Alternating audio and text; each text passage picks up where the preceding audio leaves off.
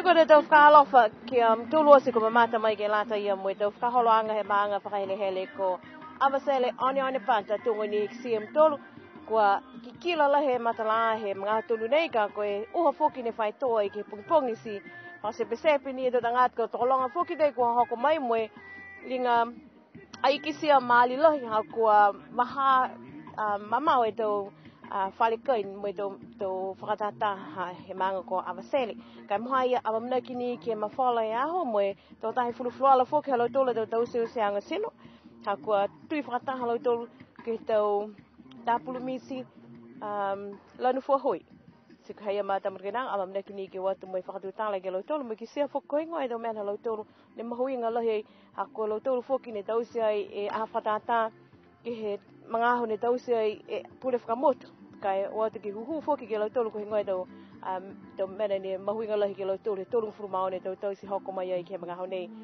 pia foki ni ki to kai to tahe longa to kai fuafu noa ne ko ki sia ai ki ai sia mamna ki ni ma tamat kai danga ki film tolu ki he tau whakaholanga he TV niwe ka whatoka toi ke lanta i mong tolu. A very good morning and a very good day. A big welcome to Avasele Oni Pata. It is their show day for 2010. As you can see, there are people walking around. There's actually quite a few people, but because there's a big area, some of the stalls are behind us and some are just over there behind the marquee where all the agricultural products being judged right now. And then we also have some of the stalls over there. So it looks pretty good at the moment. The sun is really hot, but it has been raining. But anyway, let's go and have a look what Avasele Oni Panta has in store for us. And as you can also see, they are also wearing purple t-shirt. Purple is their color. And this year it's been sponsored by Delia Naipi, also Liron, and Ikipa. Apparently they designed the logo and some of the things that went on the t-shirt. So it looks brilliant, but let's go and check out what's for breakfast. I'm hungry.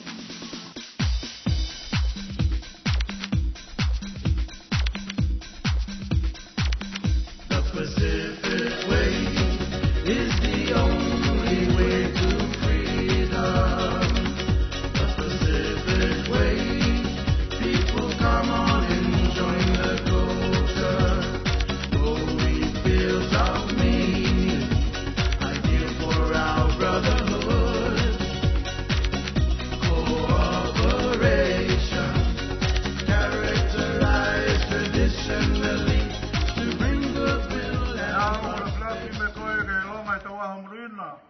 Me whamruina ke koe hamatoro a tau momoui.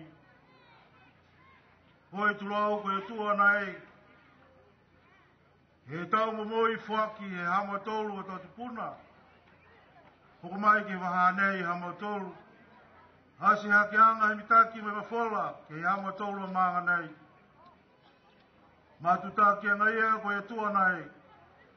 Tari ki hoko mai ke he mama heo nei.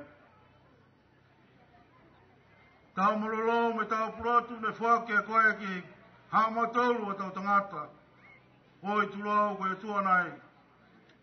Aka maa me hao nei koe lewa, he mua misi a matolu ki ai. Lewa whoki he tātānake e matolu, he tau koloa ki lunga e whanua. Hia whoki me tofia ne mai e koe tua nei. Anei ko whamori ai e matolu ke aho. Sia ai mamatai e tolonga, he hamatolu a tau matakainanga he motu.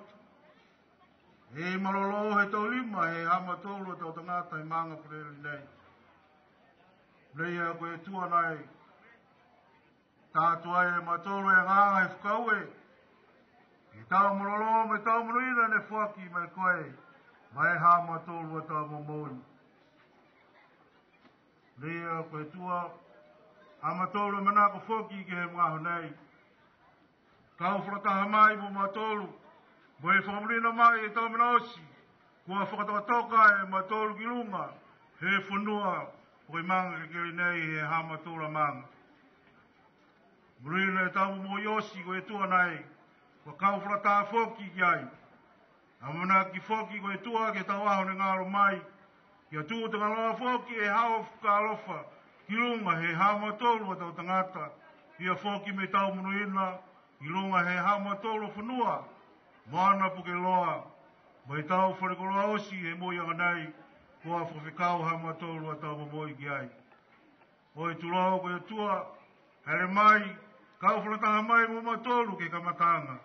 E hao whumunenanga kua lewa, manakua matolu ki ai, ke ngoa hao ki riso, mamoi ai a matolu tukulangi. Amen.